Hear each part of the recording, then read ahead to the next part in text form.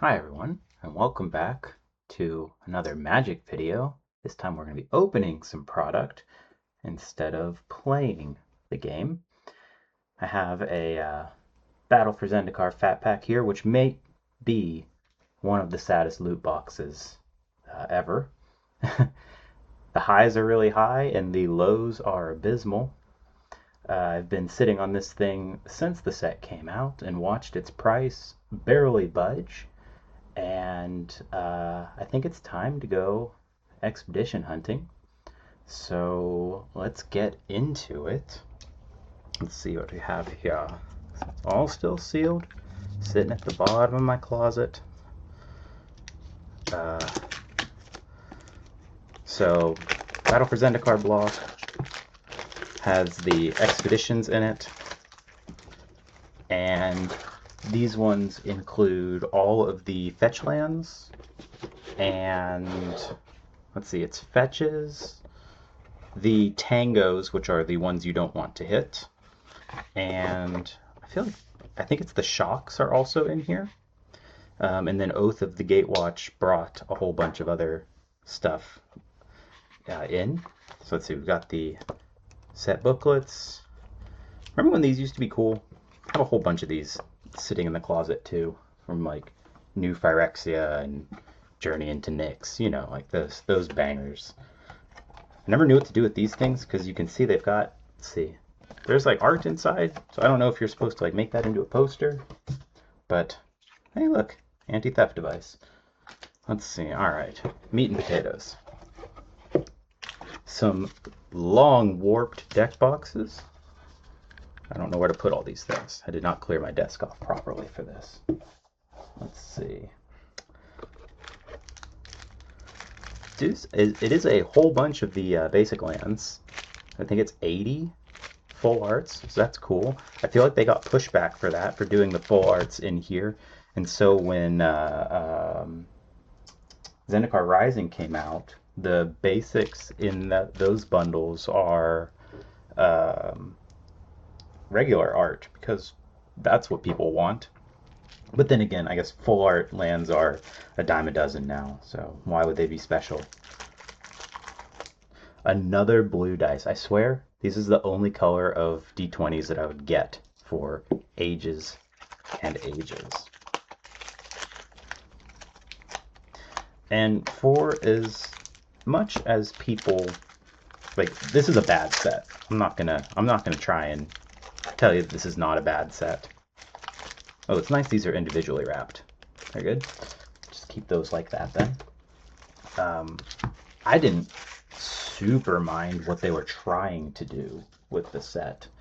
I just think they just did it in kind of a bad way. But without further ado, let's get opening. We can also open Void Winnower, or I think it's Nulamog. The new Ulamog are the biggest hits in the set, and then that's like nothing else. So let's see. Sorry again for the camera. I don't have enough money for the expensive ones. Mindraker, Territorial Baloth, Veladar Cub, Cosmic. I'm not. Y'all know. Y'all know you're not here for this. We're just dragging it out.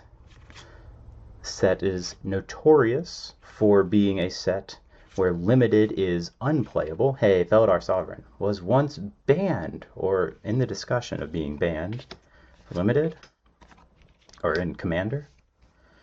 But yes, set is notorious for green being so bad in limited that even if you are the only green drafter at the table, it's still bad, and you couldn't play it. I do like the Jadi offsuit actually has some implications. It's nice. It's a nice thing to have around and have access to. Hero of Gomafada. Yup. That tracks. That tracks. Omnath token, though. That's kind of fun. The long-awaited return of allies, and they gave us Cohort as a mechanic in Gatewatch, which was so bad. I love tapping 3 creatures to get a bad effect. I feel like this was the first time we had a like a white removal spell that was quote unquote this efficient as reproach for 4 damage for 2 mana. Stasis Snare. Played that when I went to Grand Prix Houston. Deathless Behemoth. Another ally. Woohoo. You love to see it. No, you don't. And we only really need one hit, and the thing has paid for itself. Let's see again. I paid MSRP for this back in the day. I think it's like $45, and I think last time I checked, you could get these things between 55 and 70, depending on where you're looking. So, like I said, just no return on the Drowner of Hope. No return on that. This is one of the first sets where I had some disposable income. More so than the usual just spending on Magic, And I had seen, you always want to live the dream with Magic, right? You sit on something, and suddenly it's worth money, money, money down past the line. You're like, no, that did not happen. Picked the wrong set. Who would have thought? Okay. Alright, I see what we're doing here. That's a second Hero of Gomafada and a foil Vampiric Rites. That actually isn't the worst thing. I do like Vampiric Rites as an engine card. Alright. Alright, so that was the first half. We've got 9 packs. This is pack 6, 7, 8, 9. This is pack 6. This was also one of the sets where they first started trying to push like life gain as not just a garbage mechanic, and I didn't appreciate that. Hey, Gruesome Slaughter, I have so many of these. I have so many of them. Garbage. So many. It's also kind of funny. I have so many. I played a lot during this set. I have so many of these stupid Scions, and I'm building my cube and stuff, and I have, old Eldrazi from Rise, new Eldrazi from here in it, and I need the freaking spawn tokens more than anything. Wait, what? Double Sledge Crawler? I've never seen that happen before. Huh.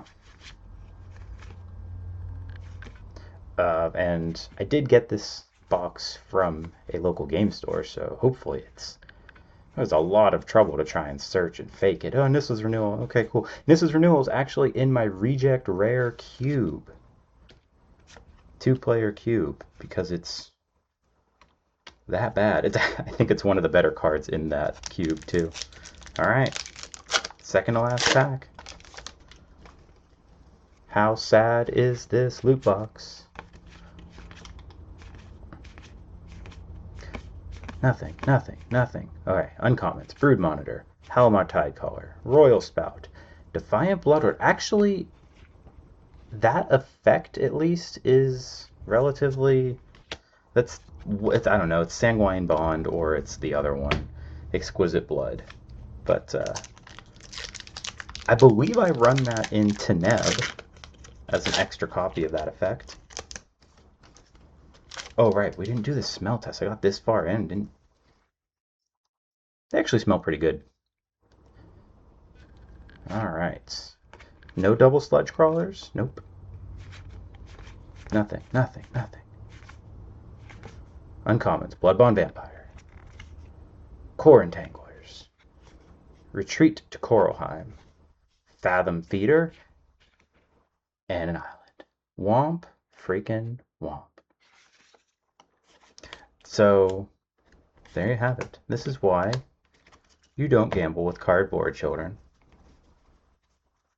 At least they look how nice they look, though. It's nice and uniform. But yeah, that's a whole lot of nothing, which is most of what this set was. I think the Bloodlord might be a $1, and everything else is effectively worthless and could be set on fire and no one would care. But hey, we got the land brick, Might be worth a couple dollars, who knows. That'll sit in the closet, but at least all of this can sit in my closet and take up less space than the box altogether. So, yeah. Really, you just get to watch me clean out my magic closet for a little bit. And by a little bit, I do mean that. I don't have all that much stuff up like this, but who knows what the future holds. If you like seeing me open sad loot boxes, or in general magic content on the channel, let me know by doing the YouTube stuff, liking, commenting, subscribing, and I will catch you next time, most likely with more Pokemon content or Dragon Quest content. But you can never, I'm probably never going to be able to give up magic as much as I might like to sometimes. But that'll do it for me today, kids. Thanks for watching. I'll catch you next time. Bye-bye.